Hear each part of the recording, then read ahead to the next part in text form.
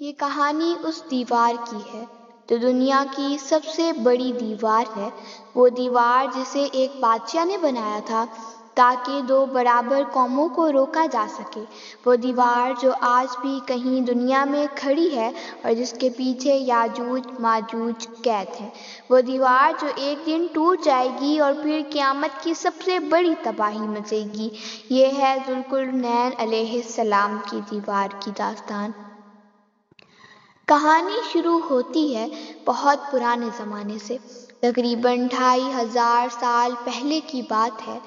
اس وقت دنیا میں ایک بہت طاقتور بادشاہ تھا۔ اس کا نام تھا ذوالقرنین۔ یہ نام عربی میں ہے اور اس کا مطلب ہے دو سینگوں والا۔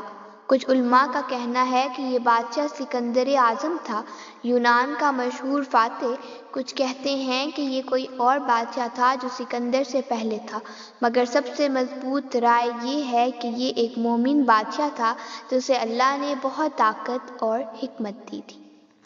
ذوالقرنین ایک بہت نیک اور عدل پسند بادشاہ تھا۔ اللہ نے اسے بہت ساری طاقت دی تھی۔ اس کی سلطنت بہت وسیع تھی، اس کی فوج بہت طاقتور تھی، اور سب سے بڑی بات یہ کہ اللہ نے اسے علم اور حکمت عطا کی تھی۔ وہ مختلف زبانیں جانتا تھا، مختلف قوموں کے ساتھ بات کر سکتا تھا اور ہر جگہ کے حالات کو سمجھتا تھا۔ ذوالقرنین نے اپنی زندگی میں 3 بڑے سفر کیے۔ پہلا سفر اس نے مغرب کی طرف کیا۔ وہ چلتا رہا یہاں تک کہ سمندر کے کنارے پہنچ گیا۔ قرآن میں اللہ فرماتا ہے کہ اس نے دیکھا کہ سورج ایک سیاہ پانی میں ڈوب رہا ہے۔ یہ دراصل نظر کا دھوکہ تھا۔ جیسے ہمیں لگتا ہے کہ سورج سمندر میں ڈوب رہا ہے، وہاں اسے ایک قوم ملی۔ اللہ نے اسے اختیار دیا کہ چاہے تو انہیں سزا دے یا چاہے تو ان کے ساتھ نیکی سے پیش آئے۔ ذوالقرنین نے کہا کہ جو ظالم ہوں گے انہیں سزا دوں گا اور جو نیک ہوں گے ان کے ساتھ اچھا سلوک کروں گا۔ پھر اس نے دوسرا سفر کیا، اس بار مشرق کی طرف۔ وہ چلتا رہا یہاں تک کہ ایک ایسی جگہ پہنچا جہاں سورج بالکل سامنے طلوع ہوتا نظر آتا تھا۔ وہاں ایک ایسی قوم تھی جس کے پاس سایہ کرنے کے لیے کچھ بھی نہ تھا۔ بہت گرم علاقہ تھا، وہاں بھی اس نے انصاف قائم کیا۔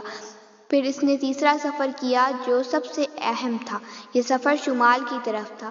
وہ چلتا رہا یہاں تک کہ 2 پہاڑوں کے درمیان پہنچ گیا۔ یہ پہاڑ بہت بلند تھا اور ان کے درمیان ایک تنگ درہ تھا۔ اس درے میں ایک قوم رہتی تھی جو بہت پریشان تھی۔ جب ذوالقرنین وہاں پہنچا تو لوگ اس کے پاس دوڑ کر آئے۔ وہ بہت خوف زدہ تھے۔ ان کی زبان مشکل تھی مگر ذوالقرنین ان کی بات سمجھ گیا۔ انہوں نے کہا، اے ذوالقرنین، ہم یاجوج اور ماجوج سے بہت تنگ ہیں۔ وہ ہر روز ہمارے علاقے میں آ کر تباہی مچاتے ہیں، ہماری فصلیں برباد کرتے ہیں، ہمارے جانور مار دیتے ہیں اور ہمارے لوگوں کو قتل کرتے ہیں۔ کیا تم ہماری مدد کرو گے؟ ذوالقرنین نے پوچھا، یاجوج ماجوج کون ہیں؟ انہوں نے بتایا، یہ 2 بہت بڑی اور طاقتور قومیں ہیں، بے حد ظالم اور سرکش، جو کسی کی نہیں سنتی۔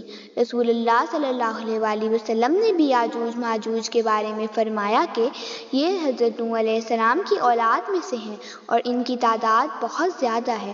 آپ صلی اللہ علیہ وسلم نے فرمایا کہ جنت میں جانے والے ہر ایک کے مقابلے میں یاجوج ماجوج میں سے 999 ہوں گے۔ یہ لوگ بہت خطرناک اور تباہی پھیلانے والے ہیں۔ جب یہ کسی علاقے سے گزرتے ہیں تو سب کچھ تباہ کر دیتے ہیں۔ اس قوم نے ذوالقرنین سے کہا کہ ہم تمہیں بہت مال دیں گے، بس ہمارے اور ان کے درمیان ایک مضبوط دیوار بنا دو۔ ذوالقرنین نے کہا، مجھے تمہارے مال کی ضرورت نہیں، اللہ نے مجھے بہت کچھ دیا ہے، تم صرف میری مدد کرو۔ پھر اس نے دیوار بنانے کا کام شروع کیا۔ اس نے لوہے کے بڑے بڑے ٹکڑے منگوائے اور انہیں پہاڑوں کے درمیان رکھوایا۔ آہستہ آہستہ ایک بڑی دیوار بن گئی۔ پھر اس نے آگ جلانے کا حکم دیا تاکہ لوہا گرم ہو جائے۔ جب لوہا سرخ ہو گیا تو اس پر پگھلتا ہوا تانبا ڈالا گیا، جس سے تمام خلا بھر گئے اور دیوار انتہائی مضبوط ہو گئی۔ یہ دیوار اتنی ہموار تھی کہ اس پر چڑھنا ناممکن تھا اور اتنی مضبوط تھی کہ اسے توڑا نہیں جا سکتا تھا۔ جب دیوار مکمل ہوئی تو لوگوں نے ذوالقرنین کا شکریہ ادا کیا، مگر اس نے کہا، یہ سب اللہ کی رحمت ہے۔ اس نے کہا جب میرے رب کا وعدہ آئے گا تو یہ دیوار ٹوٹ جائے گی۔ آج بھی یہ دیوار موجود ہے مگر اس کا مقام یعنی یقینی طور پر معلوم نہیں۔ کچھ کہتے ہیں کہ یہ قوقاز کے پہاڑوں میں ہے، کچھ کہتے ہیں یہ چین کی دیوار ہے، مگر حقیقت اللہ ہی بہتر جانتا ہے۔ رسول اللہ صلی اللہ علیہ وآلہ وسلم نے فرمایا کہ یاجوج ماجوج روزانہ دیوار کو کھودتے ہیں مگر ہر رات اللہ اسے دوبارہ ٹھیک کر دیتا ہے۔ ایک دن وہ انشاءاللہ کہیں گے اور اس دن دیوار ٹوٹ جائے گی، پھر وہ دنیا میں پھیل جائیں گے اور ہر چیز تباہ کر دیں گے۔ وہ اتنے زیادہ ہوں گے کہ جھیلوں کا پانی تک پی جائیں گے۔ حضرت عیسیٰ علیہ السلام کے زمانے میں یہ واقعہ ہوگا۔ مسلمان پہاڑوں پر پناہ لیں گے اور اللہ سے دعا کریں گے، پھر اللہ ایک بیماری کے ذریعے یاجوج ماجوج کو ہلاک کر دے گا۔ ان کی لاشوں کو پرندے اٹھا کر لے جائیں گے اور بارش زمین کو صاف کر دے گی، پھر زمین میں دوبارہ برکت آ جائے گی۔ یہ کہانی ہمیں سکھاتی ہے کہ طاقت اور علم اللہ کی طرف سے ہے اور ہر چیز ایک دن ختم ہو جائے گی۔ ہمیں اللہ کا شکر ادا کرنا چاہیے اور قیامت کی تیاری کرنی چاہیے۔ اللہ ہم سب کو ہدایت دے اور ہمیں ہر فتنے سے محفوظ رکھے، آمین۔